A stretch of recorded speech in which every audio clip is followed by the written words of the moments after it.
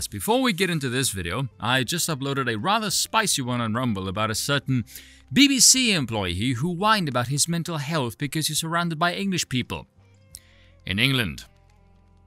You can probably guess why that's on Rumble, but a bit of spoon lore for you guys. As many of you know, I'm South African, thanks for the 17k by the way, woo! And when I was a kid, still living there and all, I went to a private Christian school. Kind of odd looking back at it now. When you're a kid, you have nothing else to compare it to, and I thought my school upbringing was pretty normal. Nothing particularly strict. Obeyed your elders and you wouldn't get an ass whooping. Fair enough, very simple formula to understand. Then again, it also helped that you could potentially get an ass kicking. This was the 90s, mind you, before liberalism turned everyone into f***ers with human rights and all that nonsense. My private school still had corporal punishment, actually. But I remember moving to Europe, and my goodness, the difference was night and day. In my school, you'd wear a uniform, you would have inspections, hell, you would get an ass kicking from the principal if you wore the wrong belt. I still remember the principal really well. Tall bloke, bit red face like he had a drinking habit.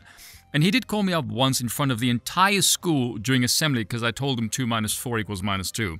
Because apparently it's rare for a 7-year-old to understand negatives. Got a principal's award for that very strange time. Very strange, that situation, because math was never really my strong suit.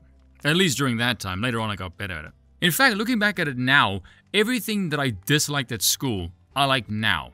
If you said to me during those years, you would end up being a YouTuber and you would speak to people about history and politics, I think I would have looked at you and went, what have you been smoking? You need to go to rehab, because that is definitely not me you're talking about.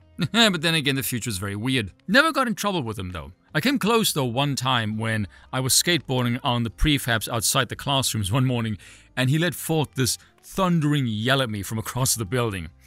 That still sticks with me to this day. Probably the closest I ever came to incurring his wrath. I swear the only reason I got away with that is because the school day hadn't started yet. Otherwise, I think I probably would have been in trouble. But I remember him once or twice walking with the whipping instrument. For some reason, a yellow folder with the bottom sticking out at the top, 3 holes drilled into it. Haunting that was for me as a kid. But in Europe, there was none of that. No ass kickings, no uniforms. A teacher would just occasionally snap at a student and nothing would happen. Ever. Any punishment was never this correcting tool. You know, it was just an annoying hurdle that changed nothing. And looking back at it now, the teachers that were by far the least respected, that had the most ill-disciplined students, were headed by female teachers. Which brings us to something one of my subs showed me that V shared on the Twitter. I teach in middle school and the history teacher was absent last week. These students being middle schoolers and in a not so great section of town, aka classroom full of minorities, let's be honest, have a tendency to run a little wild. So imagine my surprise when they come into my class, meek and quiet, and do exactly what I tell them. For the whole period they're well behaved, following directions, even saying please and thank you. I later discovered that the history substitute had grabbed the student by the collar and yelled in the student's face, which was so shocking to me that I didn't believe it at first. And while I in no way approve of what the substitute did, my God, it was good to have an easy day. Assuming this story is true, I will bet my bollocks the teacher is a female and the sub was male, 100%. And the fact that that's shocking to you tells me you're not a parent either. Here's the reality, right?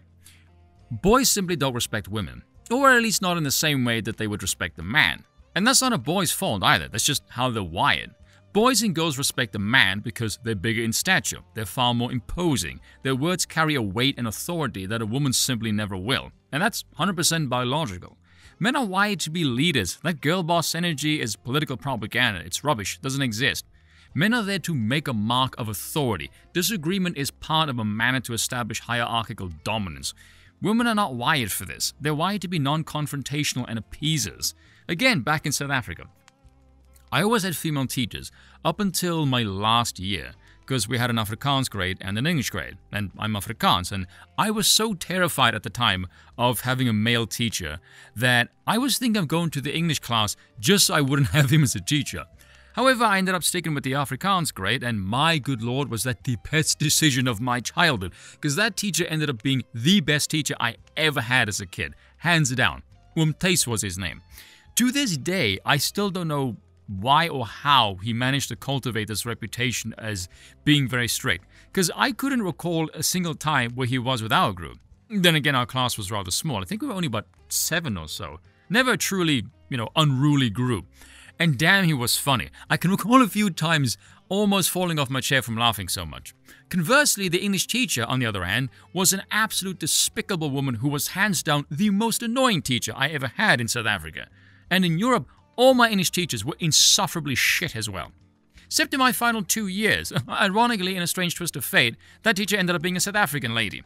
And my favorite memory of her was her wearing a South African jersey and sticking her tongue out at all the boys and mocking them because we won the World Cup in 2007.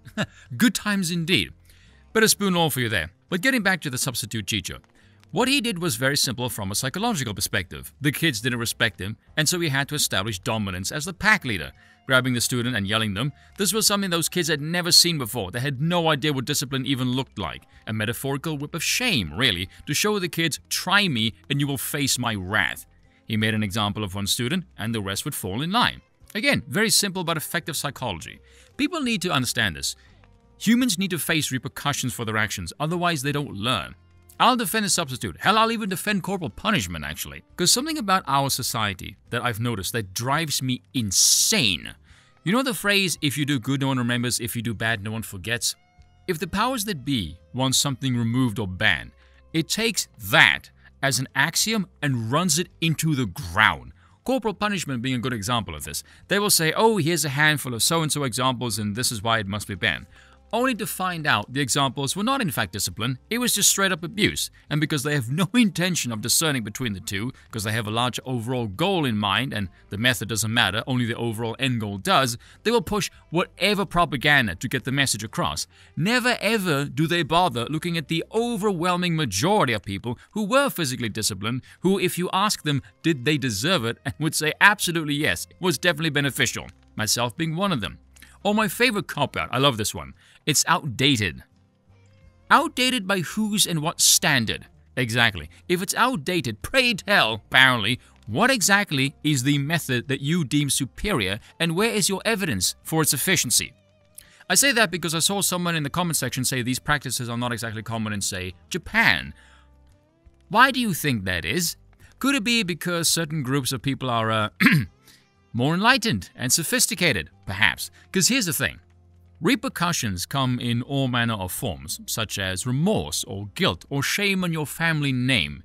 These are higher tier forms of discipline, and not all cultures share these concepts, much the same way some groups are not intelligent enough to understand more complex government structures, and so they are also likely not smart enough to understand such concepts of guilt or shame either.